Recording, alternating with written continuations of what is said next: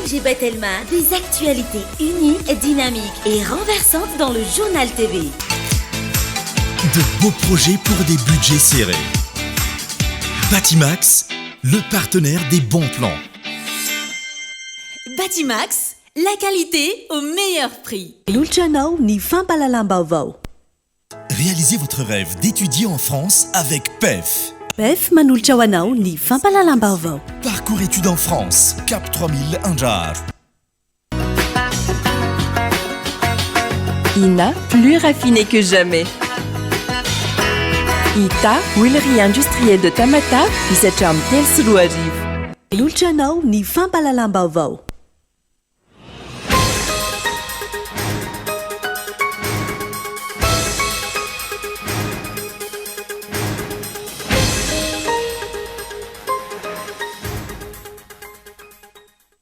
Manan-keretrany roa amby fitopolo ora no mendro mpianatra ny oniversite n'Antananarivo momba ny fitakiana maro toy ny fijerena ny fandriam-pahalemana sy ny vatsim-pianarana. Iray amin'ny fitakiana ny voavaly ka antony hitazonan'izy ireo ny feam-potoana. Tsy nanome tokony hemitra amin'ny fampiakarana ny sarandalana valonjato ariary. Ireo kooperativa mpitatena eto andrenivohitra na eo aza ny fifampiresahana amin'ny fanjakana amin'izao fotoana izao. Raha ny fanazavana, maro ny antony tsy azo anoharana mitarika ny fampiakarana ny sarandalana. Ny antso ireo mpanao politika ny antoko sy kandida nyrotsaka hovidiana ny taona 2012 ny RMDM anatrika ny feonambe hitadiava mba olana iraisana mialoha ny anatanterahana ny fividianana. Nahitana hazan-dranomasina vaovao antsoina hoe Trondrobe eto Mazava, distrika ny Befandriana Avaratra. Isan'ny mampiavaka ny hazan-drano ny habeany izay mahatratra hatramin'ny 520 kilao. Eo amin'ny mpiantsondro manam-pahaizana mantatra azy bebe kokoa ministera tompona andraikitra amin'izao fotoana. Anvelany tsy nampihemitra ny governemanta israeliana amin'ny fanavaozana ny rafi-pitsarano any an-toerana ny fihetsiketsehana nataon'ireo vahoaka ny hetsiny nandritra ny fidivolana.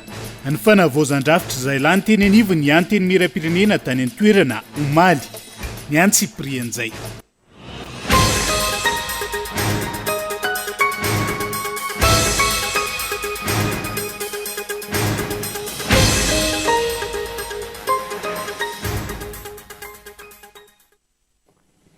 Finaritra tongolasy tongovavy tonga soa indray atao anaty fotoana ny fampalalam-baovao amin'ity alina ity atena ny araba ary manasanao ihany koa anaraka ny fampalalam-baovao hatramin'ny farany hoentintsika manokatra izay amin'ity alina ity. Mikorotan-davatsy mety milamina ny oniversite eto Madagasikara amin'izao fotoana izao. Mpampianatra pikaroka amin'ny CSS indray ankehitriny no mampikatso ny fampianarana. Tsy afa-po amin'ny valiny fitakiana maro izy ireo hanao ahoana indray ity taom-pampianarana ity araka izany ny antsipriany ao anatin'ny matoa andatsoratra Gaeton Andriatsilavo. Mahavalalana mihitsy ny manjo ny fampianarana eny amin'ny oniversite mpanjakana. Tsy misy taom-pianarana iray ka tsy hisin'ny korontana, tsy hisin'ny fitokonana. Rehefa tsy mpampianatra no mitokona dia ny mpianatra. Rehefa tsy ireo dia mpandraharaha teknika sy administratif. Tsy maintsy mikatso ny eny akatso isan-taona. Tsy ny eny akatso ihany fa rehefa oniversite mpanjakana manerana ny nosy. Tsy resaka fanatsarana ny kalitao amin'ny fianarana no antony fikatsoana fa resabola. Vatsim-pianarana, karama, tambin-karama, heure supplémentaire sy ny sisa. Tsy resaka fampiakarana ny lentan'ny fianarana fa resaka fotodrafitrasa. Tsisy jiro, tsisy rano, aratsy ny trano fonenana sy ny maro hafa. Ny oniversite anefa dia fitaratry ny firenena. Ny oniversite dia angina ny hoaviny ny firenena. Raha goragora ny oniversite dia tsy hanana olona manam-pahaizana ny firenena, tsy hanana kadra ambony hitantana ny raharaham-panjakana, hitantana orinasa. Manomboka hita zany any amin'ny tsy miankana.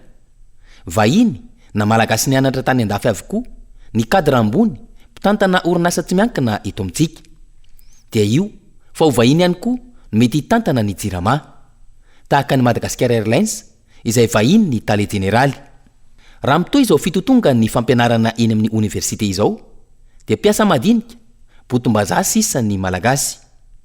Ny ministry ny fampianarana ambony no miovaova eo fa ny olana tsy miova tsy mety voavaha. Any ka ministra mpamono hafa no tena hafantarana ny ministra. Ny fantatra nefa dia voafaritra hatrany ao anatin'ny teti-bolan'ny ministeran'ny fampianarana ambony na ny vola na ny oentimana tsara ny fotodrafitrasa. Fa ny tena magaga dia ity. Tamin'ny taona 2024 dia isan'ny fanambiny ny kandida Andry Rajoelina ny anafoana ny Sénat, fa nahena be ny isan'ny sénateur. Natsangana ireo université maro isaky ny faritra. Mitsilopilopy mba tsy tenenana hoe tsy mandeha amin'ny laony ny fampianarana any. Izany hoe na ny université efa misy hatramin'izay na ireo vao natsangana dia samy sahirana. Anara-jivery zany hoe mianatra eny amin'ny université. Eny amin'ny université mpanjakana nefa mba azon'izana bahoaka mandrato fianarana ambony. Ankoatr'izany, adidin'ny ministera ny fampianarana ambony koa ny parka zoolojika ny Tsimbazaza. Dia fantatra koa izao fa maro ireo biby ao no tsy ampy sakafo na tsy misakafo intsony. Any kasaozanina, marary, mahi, ary misy aza no efa maty mihitsy. Ny fikarakarana moa dia tsy misy, fa lasa tanana aolo ny parka. Ka ino zany no mba mandeha sy mety amin'io departemanta io? Tsy fampianarana, tsy fikarohana, tsy ny ao amin'ny ministera fohy be, tsy nany amin'ny ratsamangaika, fa dia misy daholo. Isan'ny fanontaniana apetraky ny mpanara-baovao amin'izao fotoan'izao no hoe hosaritina aiza ny tontolo ny fampianarana eto Madagasikara manoloana ny zava-misy ankehitriny. Fa mbola manan-kery ny 2.7 ora nomen'ireo mpianatra ny université n'Antananarivo araka ny fanambarana navoakan'izy ireo omaly momba ny fitakiana samihafa tahaka ny fijerena ny fandriam-pahalemana eny anivony université, ny vatsim-pianarana sy ny amerenana amloany ny fampianarana iray amin'ireo teboka maro. Notakiana no nivaly hatreto ka antony hitazomana izy ireo ny fehimpotoana nomena ny tompona ndraiky mpanjakana samihafa. Amany izay olana izay mialohan'ny rosona midingana manaraka Hilary Nasonne.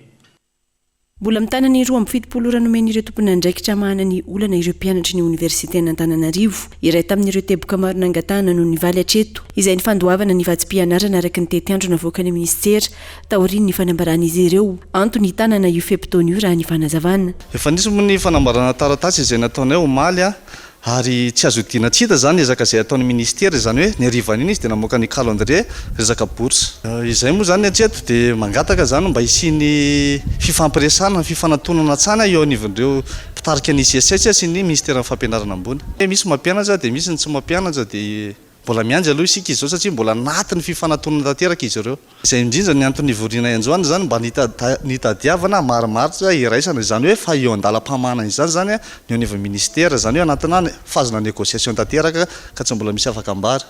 Ankoatra ny vatsim-pianarana, ny fanatsarana ny fotodrafitrasa, ny fandriam-pahalemana eny amin'ny université, takin'ny mpianatra ihany koa ny tsisian'ny fanapatapahana ny fampianarana intsony, manoloana ny fitokonana ireo mpampianatra matetika.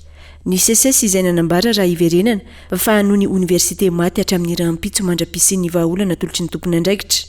Maro amin'ireo mpianatra no efa very taona maro teny amin'ny anjery manontolo noho ny fahatapahany fampianarana. Ia, le taratasy nomenay an'ny tompona andraikitra iny tompoka soixante-douze heures izy ary zavatra ray ny voavaly tao anatin'ny fangatana le makasika le bourse fa mbola misy ny hafa toy ny fampianarana zany tafiditra ao anatin'le taratasy ary miandry ampitoniana zay ao anatin'iny fotoana voafihatra iny tompoko. Mbola ao anatiny manomana examen ary misy mbola ao anatiny fampianarana tanteraka ary misy ho an'ny faculté sasany mbola ao anatiny manana boky. Rehetra misy an'izay daholo ka ao anatin'ny faculté misy parcours samihafa dia hoe le parcours miankina amin'le parcours ao anatiny no miankina amin'izay zavatra zay. Anatin'ny fifampiresahana ny tompona andraikitra sy ny solotena ny mpianatra amin'izao fotoana mahakasika ireo fitakiana samihafa ireo. Ny famahana manontolo ireo fitakiana no tadiavana ho ireo mpianatra ka miankina amin'ny valin'izay no hirsoana amin'ny hetsika manaraka na tsy. Ao anatin'izay tontolo ny fampianarana izay hatrany tokony isy fanasaziana farany entitra ho an'izay tompon'antoka voalohany tamin'ny fiparitahany lazahadina alohan'ny fotoana nandritra ny fanadinana baccalauréat teo ho ny filohan'ny pirenena teo aloha Hery Rajaonarimampianina sady filohan'ny antoko HVM fototry ny fampandrosoana ny firenena ny fampianarana hoy ny fanazavana ka tokony petrapetraka avokoa ny fandaminana tsy isian'ny korontana eto amin'ny tany sy ny firenena. Izy fiantraikany any amin'ireo tanora malagasy ny fikorontanana nandritra ny fanadina-mpanjakana baka 2024 iny ho ny filoham-pirenena teo aloha Hery Rajaonarimampianina fototry ny fampandrosoana ny fampianarana ka tsy tokony ahitana olana tahaka ireny. Tokony isy ny sazy entitra manoloana ny tranga fanakorontanana fa ny liana andraikitra hatrany nefa no ataon'ny fitondram-panjakana manoloana izany. io moa manahirana eo amin'ny fomba fiasa eto amintsika fa tokony mihitsy misy fepetra ho raisina eo amin'ilay tompona andraikitra voalohany. Matetika eto nyity firenen'ity mampalahelo dia any amin'ilay mety tsy tena ho tompona andraikitra no hiaran'ny sazy na ny tahaka izany fa dia hoy zaho hoe anjaran'ny fitondram-panjakana no mijery an'izany aloha fa dia mendrika loatra raha ohatra ka misy ny fanasaziana amin'ny fomba enjana mihitsy ny zavatra miseho tahaka an'ireny. Fa dia raha tahaka an'ireny no manjo ny tanora malagasy, ny taranaka malagasy dia hoy zaho hoe tsy ho tanteraka mihitsy ny fampandrosoana nyity firenen'ity. Imbetsaka no milaza fa raha te hanova ny mahaolona, raha te hanova ny firenena dia izao tsy maintsy any amin'ny fampianarana sy ny fanabeazana no anaovana ny ezaka be indrindra. Ary fitondram-panjakana dia tsy tokony afaka hanilika andraikitra, zay efa teneniko foana. Tsy tokony afaka hanilika andraikitra na amin'iza na amin'iza ny fitondram-panjakana fa andraikin'io, adidin'io, adidiny manatotosa sy mikarakaranyio antsakany sy andavany. Mikirany no tontosaina androan'ny fankankefitra tarihin'ny SADC izay niantsona ireo antoko politika isan'ireo nakana hevitra ho amin'ny androany ny teo anivon'ny antoko HVM. Fa nanomboka ny 13 Jolay no tapaka fampiakatra ny sarandalana ho valonjato ariary eto Andrenivohitra. Manomboka ny volana Aogositra ho avy izao ny coopérative pitaterana mivondrona eo anivon'ny Union des coopératives de transport urbain. Na isy aza ny fifampiresahana amin'ny fanjakana tsy manome tokony tsy hampiakatra ny sarandalana izy ireo raha ny fanambarana tamin'ity androan'ity Nela Ranefson. Iakatra ho valonjato ariary ny sarandalana eto Antananarivo renivohitra manomboka ny voalohany volana Aogositra ho avy izao hoy ny filohan'ny UCTU na ny Union des coopératives de transport urbain. Coopérative miisa 420 no nanapaka io fiakarany sarandalana io raha ny fanazavana.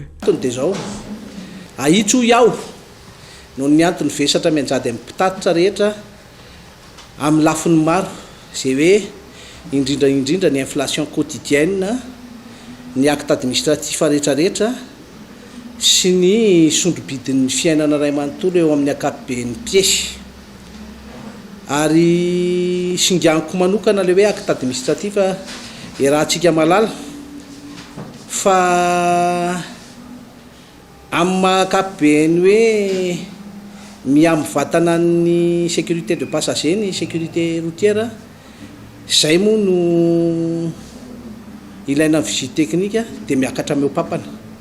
Zany dia vesatra miady amin'ny mpitatitra ohatra ny patente, ny assurance ary indrindra ny infrastructure ho an'ny mpitatitra rehetra ny mihitsiny izay mahatonga amin'ny fahasimbana sy miteraky ny embouteillage dia miteraka faty antoka.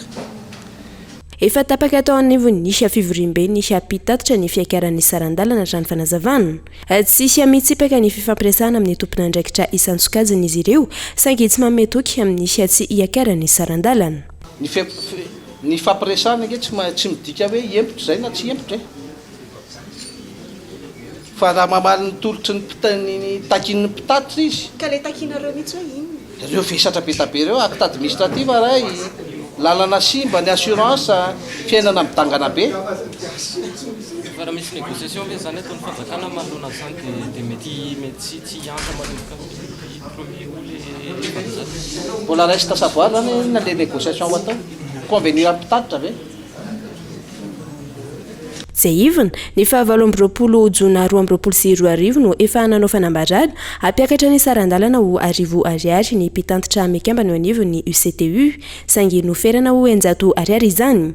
Ny antony fampiakarana ny sarandalana amin'izao ihany no antony nampiakarana ny sarandalana tamin'izany. Natao izao fampiakarana izao antony tsy misy vokany ny zavatra nataon'ny mpitondra raha ny fanazavana, tsy misy fanamboarana ny lalana rehetra ary tsy mitsahatra miakatra ny vidim-piainana sy ny vidin'ny piesy ny fiara.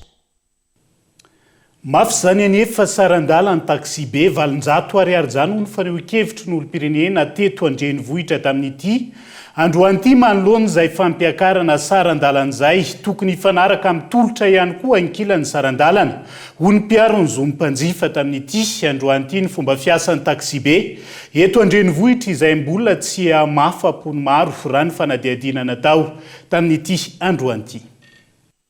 Mitaraina manoloana ny fiakaran'ny sarandalana ho valonjato ariary manomboka ny fiatombohan'ny volana aogositra izao ireo mpandeha taxi be eto Antananarivo renivohitra. Ny enjato ara fomba mampinainainako mbo ampiakarina reo valonjato tsy ho sahirana leo zany efa sera le vahoaka.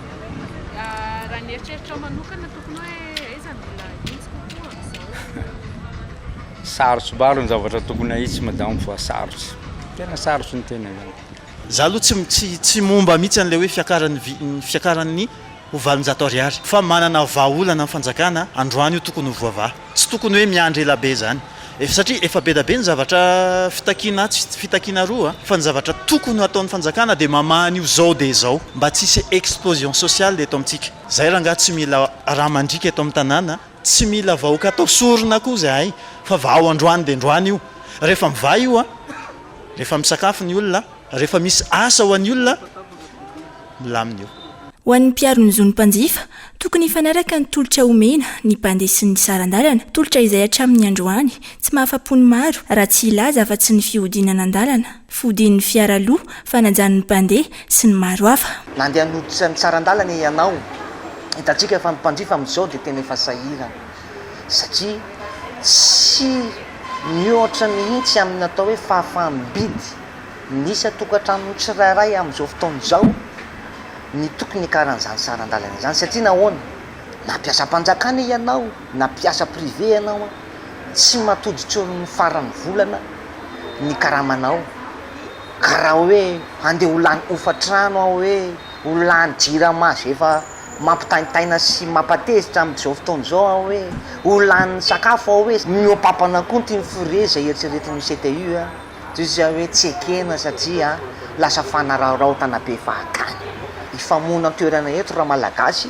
mifampitreritra ny tsy manana eto isika ka tsipy zay teny zay ho atsika tompona ndraikitra rehefa mba mahazo kely le rehetra dia maiza mionona mba aloha mba hifampitsinjo tafiditra anatin'ny fisidianana isika da eto dia miteny nizaniza ianareo miny eritreritra hitondra n'ity tany sy ny firenena ity ny lakile dia aty aminay vahoaka ka ianao raha kotsy raha be eritreritra hoe andeha ho filoham-pirenena hoe andeha député andeha mera hoe leombonanana zahay tompoko ny amin'ny zavatra tsy mety akilabao ataonareo rehetrao politika politisianina. Hatreto tsy mbola nisy fiaonana teo amin'ireo coopérative sy ny fanjakana manoloana ity ambana fampiakarana sarandalana ity. Tontolo ny fividianana ny antso ireo mpanao politika sy ny antoko politika ary indrindra ireo kandida izay nirotsaka hovidiana ny taona 2024 ny teo anivony RMDM ho tonga natrika ny fiaonam-be entina hitadiavana vahaolana iraisana mialoha ny anatanterana ny fividianana eto Madagasikara. Maro ny teboka ho jerena raha ny fanazavana izay fantoka amin'ny fanomanana ny fividianana. Henri Florion. Ho tanterahana rahampitso enitsiadina araka ny faramarana izay nataony teo anivon'ny RMDM na nirody be ny mpanohitra ho an'ny demokrasia eto Madagasikara tamin'ity androany ity. Ny fiaonam-be iarahany ireo antoko politika ny firaisamon'ny pirenena ary indrindra fa iantsony izy ireo ihany koa ireo kandida izay nirotsaka ho fidiana tamin'ny fifidianana filohampirenena ny taona 2024 sy izay mieritreritra ny hirotsaka fidiana amin'ity taona ity mba ho tonga amin'izany ka ireo sona amin'ny fandaminana ny mety ahatomombana ny fifidianana. Ny antony manokana iantsona le kandida tamin'ny fifidianana filoham-pirenena teo aloha tamin'ny 2018 sy ny fifidianana ho avy zao dia tsotra misy ireo lalam-pifidianana ny arahantsika nahita misy ireo teboka maro ny arahan'ny aina tamin'izany rehetrarehetra zany ka raha misy hita tsy mety dia fanolorana regny hoe reto daholo ny tsy mety tokony arenina amin'ny anatsarana ny zavatra ho avy satria ireo no ray aman-dreny manana ny eritreritra hitondra ty firenena ity manana projet de société anatsarana le tanindrazana na votantsika le firenena ka tsy ho fahavalo sanatria fa ho pirahalahy mianala dia mifampatoky hoentina manavotra firenena. Ifantoka amin'ny famerenana ny tanotandalana sy hijerevana manokana ny fanomanana ny fifidiana ny antony lehibe amin'ity fiaonana ity rany fanazavana teny voaboasana dia fa mazava amin'le loha hevitra anankiray izay fandraisana teo hoe ny famerenana ny tany tandalana fanajana ny lalam-panondrenana sy ny lalàna velona misy eto amin'ity firenena ity.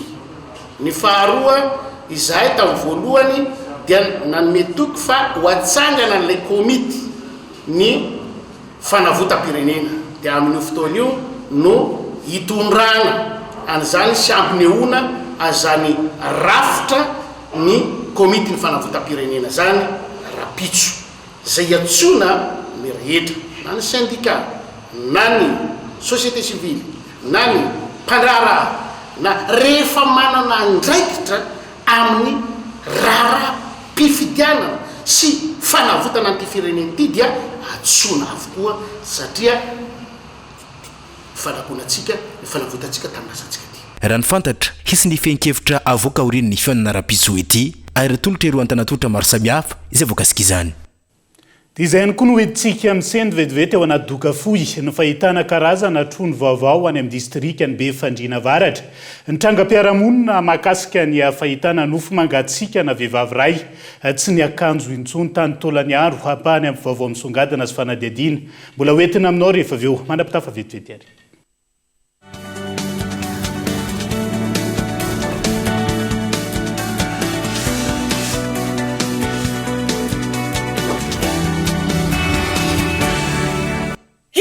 Wawa Production si Telma Manuel Antika 10e édition du Festival Somaro 20 ans du groupe Wawa à Oseille. 2 au 6 août à Nosibé, au stade municipal de Boutvenue, Panakanto Malagasy va une marque Nouyer Kantika. Wawa, T-Nice, Daddy Love, Mami Kotsu, Mad Max, Seiz, Nashan, Olatad, D-Line, Bastalayon, Sanjamet, Parish, Zili, Tonsmaina et Yona Edge, Bigamji, Alera Mansom, Goulam, Rijad, César, Rootsman, Vayevshila, Nela Brown, DJ Sweetie, Liko Kininike. 10e édition du Festival Somaro, 20 ans du groupe Wawa, sponsor THB, sponsor officiel Telma.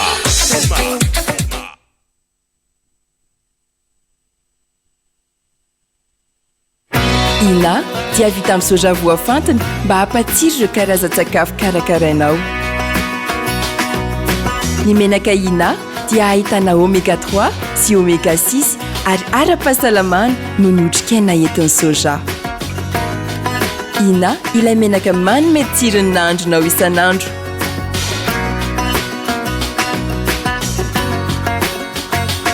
Ina, plus raffiné que jamais. Ita, huilerie industrielle de Tamata, misatra amin'ny telo sy roa arivo. Batimax se rapproche encore plus de vous. Bienvenue dans votre nouveau magasin Batimax Tarlalan, ex-Safina. Carrelage, luminaire, électricité, sanitaire et des milliers d'autres articles. Batimax, la qualité au meilleur prix. PEF, parcours études en France. Réalisez votre rêve d'étudier en France avec PEF. Après le bac, optez pour l'option 2+1, 2 ans à Madagascar et 1 an en France pour obtenir votre bachelor. Vous avez la licence? Optez pour l'option 1+1, 1 an à Madagascar et 1 an en France pour décrocher votre master. Plusieurs filières et spécialités dans 2 prestigieuses écoles en France, le groupe EMA et l'Omnes Éducation. Parcours études en France, Cap 3000 Anjar. Contact 038 45 085 85 020 85 085 85. Financez vos études avec le crédit PAC étudiant de la PMI Madagascar.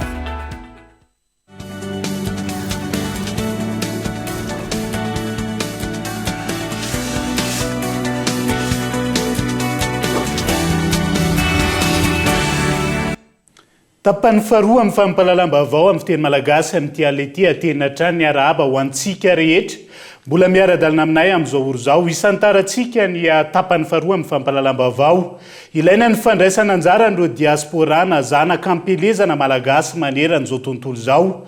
Amin'ny fampandrosoana eto Madagasikara manana anjara amin'ny fampihodonana ny toe-karena ihany koa ireo diaspora ireo hono teo anivon'ny ministera ny raharaham-bahiny sy ny mahazovo frantsa eto Madagasikara tamin'ity androany ity nokoloma. tokony andray anjara amin'ny fampandrosoana ny firenena ireo diaspora na ireo zanaka ampielezana ivelan'ny firenena. Ny akamaroana ireo diaspora malagasy izay tsy manana anjara toerana eo amin'ny fampiodonana ny toe-karena sy ny fampandrosoana ny firenena ankapobeny. Maro amin'izy ireo no manam-pahaizana sy manana traikefa manokana any amin'ny firenen-kafa saingy tsy mandray andraikitra na tsy omena andraikitra eto Madagasikara. Dia ny tanjona indray izy dia anamafisana ny ambaindainy rehetrarehetra amin'ny fanitsehana ny diaspora mba handray anjara amin'ny fampandrosoana eto Madagasikara. Ilay izy misy ataoko hoe teboka maromaro ao anatiny ao fa raha ataoko hoe bangona tokana angamba indray izy dia ny hoe omena renforcer ny capacité ny ministère ny raharamba iny mba hahafahany mobiliser an'izay malagasy ampelezan'izay ijery tsara hoe inona ny cadre juridique tokony atao ijery tsara hoe inona ny fomba tokony andraisan-jareo anjara na ataontsika hoe amin'ny resaka investissement zany na amin'ny resaka hoe resaka fandraisana anjara ara-tsosialy amin'ny fampandrosoana ny firenena. Amin'ny alalan'ny tetika satady izay vatsian'ny AFD na ny Agence Française de Développement no ahafahana manetsika ireo diaspora malagasy ireo.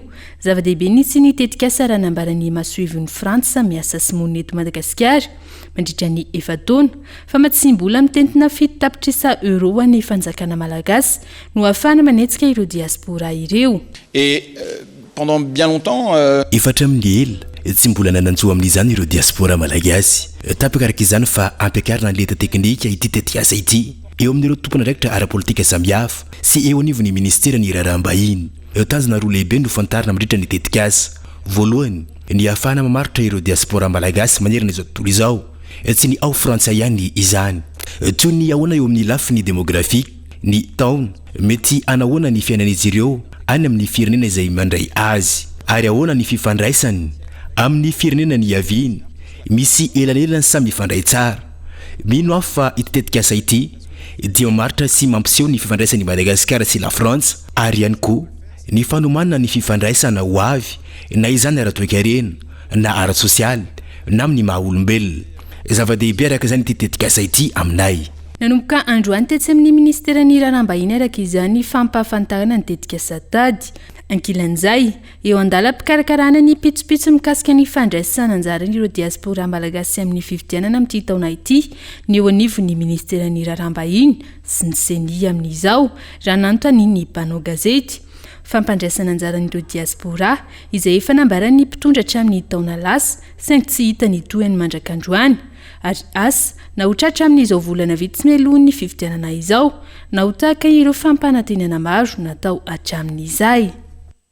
Iazo an'ny fianaratsoa vetivety sika ao anatin'ity vaovao manaraka ity sady nandamina ny fiainana anatiny atao fianaratsoa no nanao ango-kevitra mahakasika ny fanatsarana ny fifidianana izay ho tanterahana amin'ity taon'ity ny FFKM mampisehatra avy amin'ny herivelona maro no tonga nanotronyizay fotoany dehibe izay aingo rakotondriana kolo fianaratsoa. Nototsaina nandritra ny roa andro teto fianaratsoa ny ango-kevitra izay nataon'ny FFKM mahakasika indrindra ny fanatsarana ny fifidianana izay filoham-pirenena atao eto Madagasikara amin'ity taona 2024 ity. Ny andro voalohany moa dia nentina ny jerena indrindra ny fiainana anatin'ny FFKM teto fianaratsoa. Ny andro faharoa kosa indray dia nakana ireo hevitra ny mpanao politika izay nitondran'izy ireo ihany koa sosikevitra entina anatsarana ny fifidianana. Anisan'ny nitondra izany sosikevitra izany moa ry zareo teo anivon'ny antoko malagasy miara-miaina. Profil tahak'ny ahoana no tokony ho filoham-pirenena raha hifidiansika amin'ny taona ity. I profil positif tokony anarana izay kandida rehetrarehetra erotsakeo dia tokony olona manam-pahaizana aloha, manana fahalalana. Izay kandida rotsakeo ka fikitsika filoham-pirenena dia tokony manana traikefa amin'ny atao hoe fitantanan-draharaha-panjakana.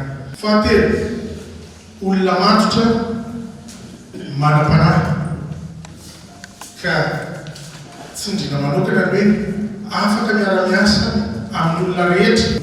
Tokony kandida manana traikefa mikasika ny atao hoe fitsinjaram-pahefana kandida ho an'ny malagasy rehetra. Ny ny kandida rehetrarehetra zay hotsakeo a dia tokony ny kandida manana antoko mijoro ara-dalàna eto amin'ny firenena. azo lazaina fa tratra ny tanjona ho an'zareo eo anivon'ny FFKM raha ny fandraisana anjara ny mpanatrika sy ireo antotan-kevitra voaray ihany koa. Ny azo lazaina dia tratra ny tanjona ary nahafaly nahita fa misy ezaka be dehibe natao.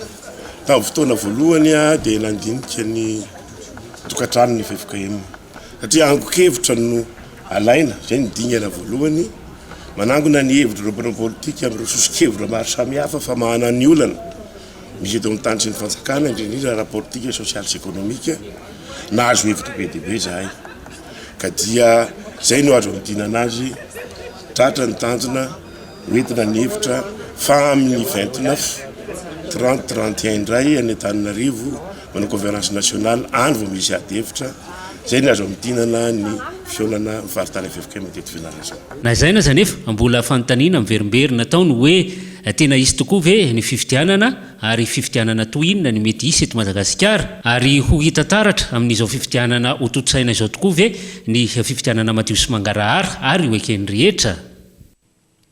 Manamafy ny fiaramiasa amin'ireo banky sampandraraha mikirakira vola rehetra manerana nosy ny samifinina amin'izao taom-pividianan'izao efa nisy saingy hoetitra kokoa ny fanaraha-maso atao hiadiana amin'ny famotsim-bola sy ny fampiasam-bola tsy mazava ary giazana avy hatrany ireo kaonty ahitana taratrizay ho ny tale jeneraly ny samifinina tamin'ity androany ity teny amin'ny fobe toerany teny Ambohijanaka onona saina.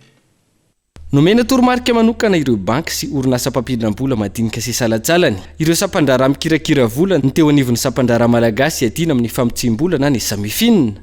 Ity taona ity izay taom-pifidianana fotoana hiodiana ny vola be izay mety tsy fantatra ny fiaviany sy ny fiafarany.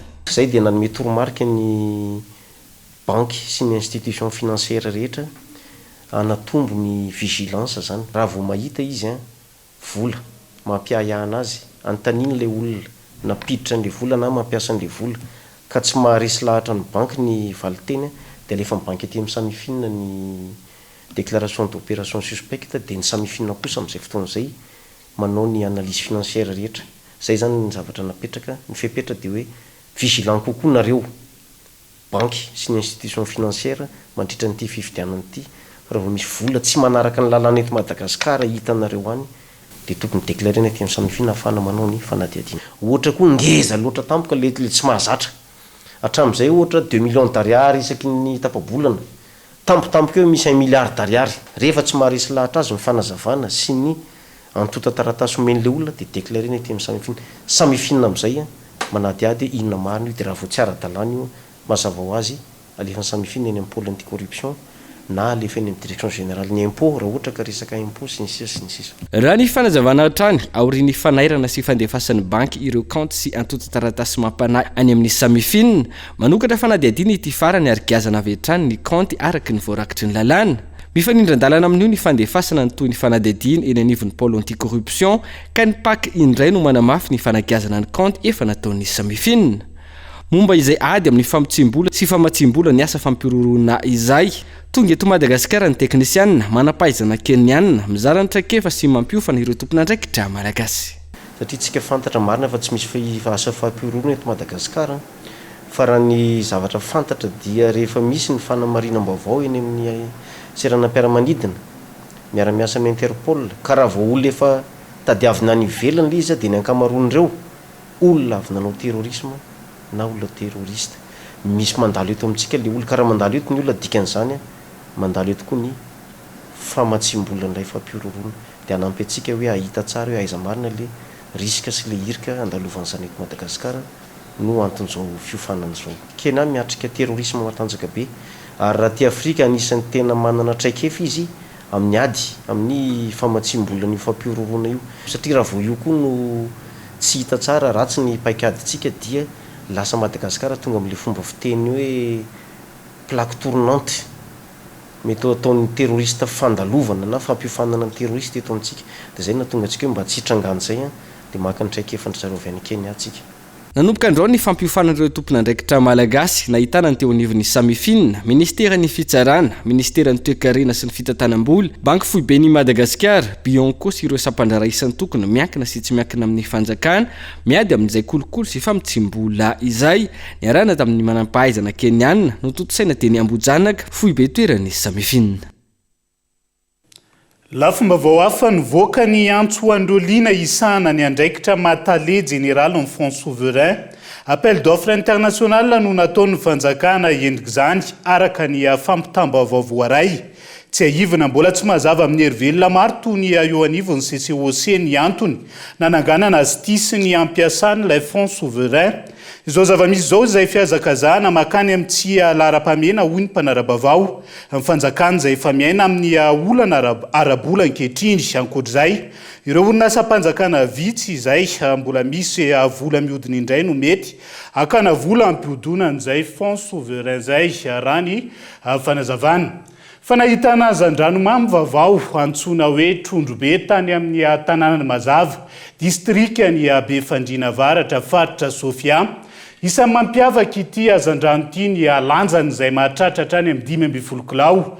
Malemy ihany koa ny taolany ary tsy misy kirany eo ampiantsona ireo manampahaizana andinika ny fomba fiainany ity trondro ity ahafahana miaro sy manaparitaka azy manenina nosy amin'izao fotoana izao ministera tompon'andraikitra onona saina. Ny ampiraindray ny hazan-dranomamy hita eto Madagasikara izay antsoin'ny mponina Mazava Befandriana Avaratra faritra Sofia toerana izay nahitana azy hoe Trondrobe. I Trondrobe io zany raha jerena ndray mitompo maso izy ohatrany karpa fa rehefa ao anatin'ny vilany izy dia tena trondro hafa mihitsy eo amin'ny legony satria ny antony zany dia io trondro io zany tsy mba esorina ny sisy na ny ekainy rehefa mandoky anazy fa tonga dia alefa amin'izao dia to lasa menaka zany reny hafa mihitsy ny tsirony raha oharina amin'ny karpa reto tsy misy kirana ao anatin'ny nofony dia lasa miravina daholo ny nofony reto rehefa andrahoina 2 andro izy dia tsara io trondro io ary mampiavaka an'iny fatra ny fisiany io fa atreto zany dia anisan'ny iantsonandreo manampahaizana andinika mikasika an'io trondrobe io fa anisan'ny trondro tena ngeza misy mahatratra 12 kilo dia farany io zao dia 15 kilo no lanjany ny anankiray fa manomboka eo tsy latsaky ny 10 kilo ny ray amin'io rehefa tena izy azo efa misy toerana fahitana anazy ary efa misy halalin'ny rano no ahitana anazy ao anatin'le lac zany.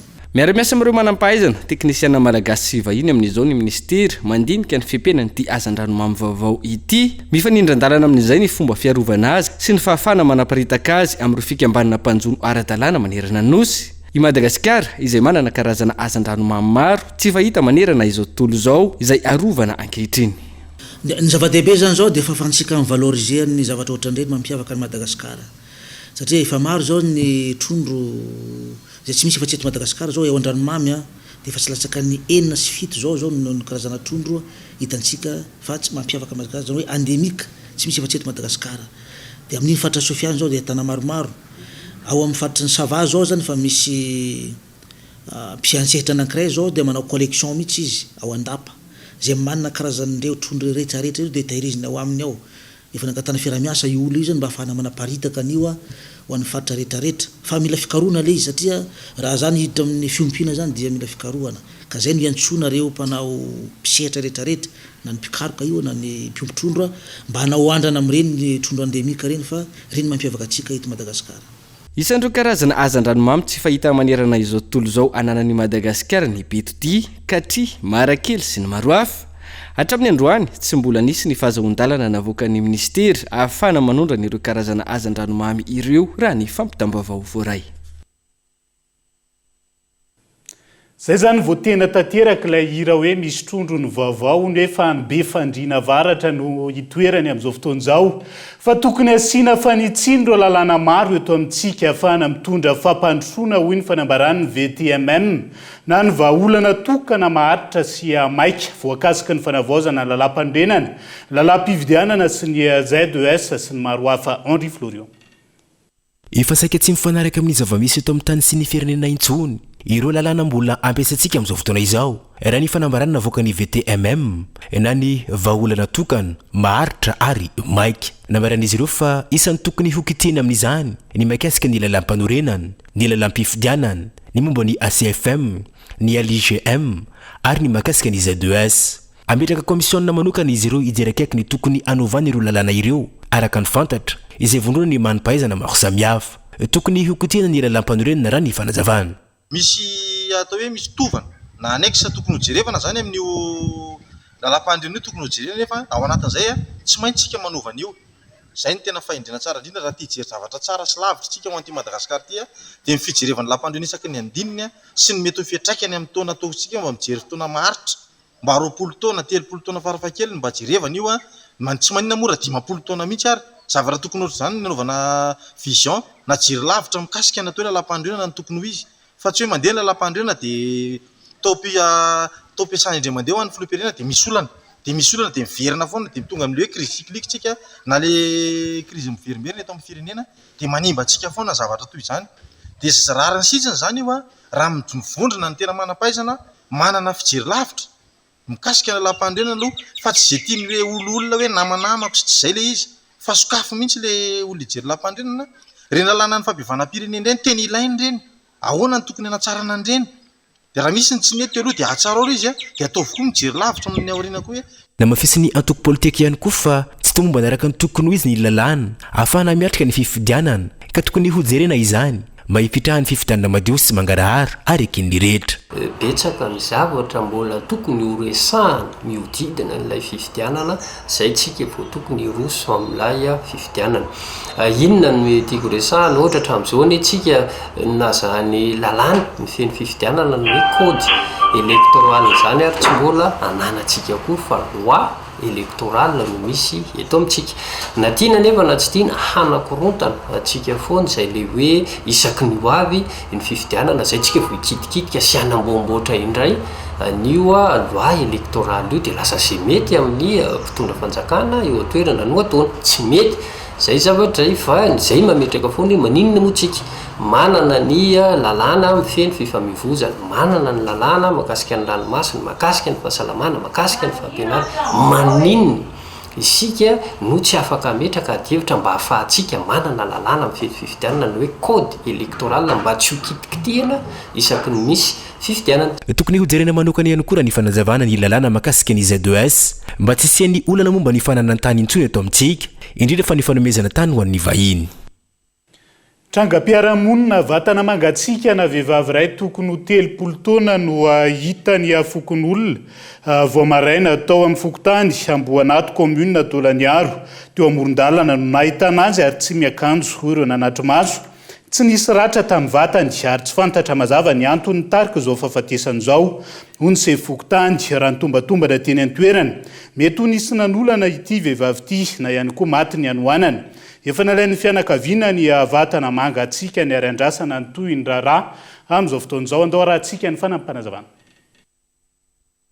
misamba mola ambadika votrano dia namoava vahady aho dia malaky madamo hagneteny sirara ragnavavy fa tsy hoe madamo fa maraina fa amin'ny enina fa mazavany io amin'ny enina maraina dia nandeha ady azo fa amoava vahady aho hagnitiako anazy dia nandeha niazakazaka nagneteny azy dia niondrika aho miteny fofonainan'olo zany zay dia nataoko niteny fofonainan'olo dia nijery anazy efa maty koa tsisy fiainana sony ty zalahy efa maty avy ny havany dadataon'le maty dia ty izy sasiana kabaro maro isan-karazany izy fa maty ny raha hoaniny mbo sy nisy zavatra ohatran'izay hatramin'izay sy nisy zavatra nitranga ohatran'io eto Amboanato sisy carte milaminy ohatrany Amboanato sambany izy aloha dia tena zaza tena mbola tanora apela vehivavy zany mbola tanora kely misy izy ka sy nisikilamba misy izy fa kilotikidy hogny maresaka irasan'ny pirenena tsy nampiemitra ny